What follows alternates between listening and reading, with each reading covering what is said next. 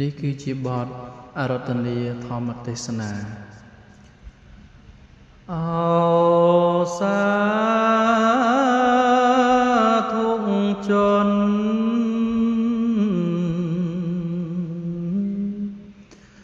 ទាំងប្រុសស្រី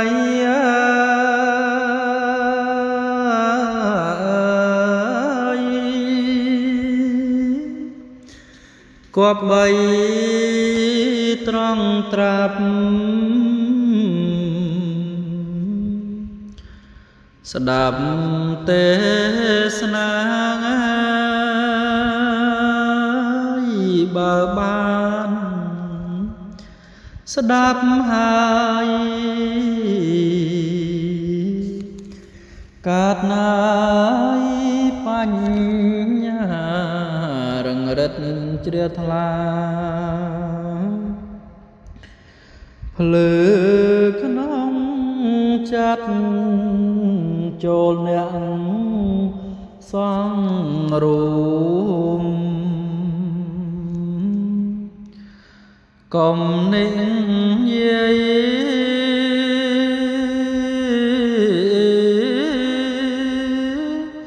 កុំអើយរាយមាយធ្លយកំណត់ពីបាំងត្រជាង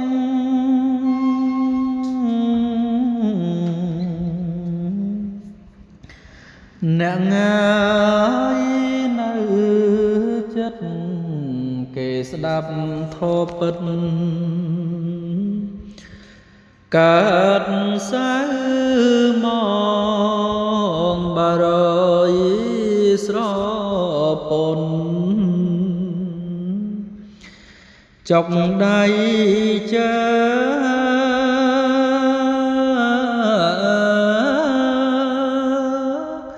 គួរយើងថយទៅដំរងខ្នងអើយកុំนิ่ง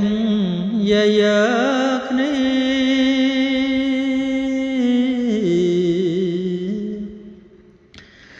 លើឆ្លើយឆ្លងអ្នកផងនៅណាយ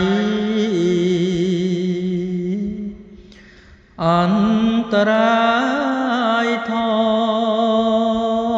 ស្ដាយអើយសែនស្ដាយជាតិកំណាតណាយមិនគូណាកើតហើយមានស្លាប់ស្មានថារស់ងាយូ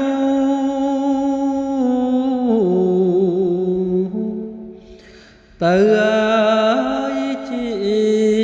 ឆាប់ដូច្នេះប្រញាប់ស្ដាប់ទេសនាអនុមោទនា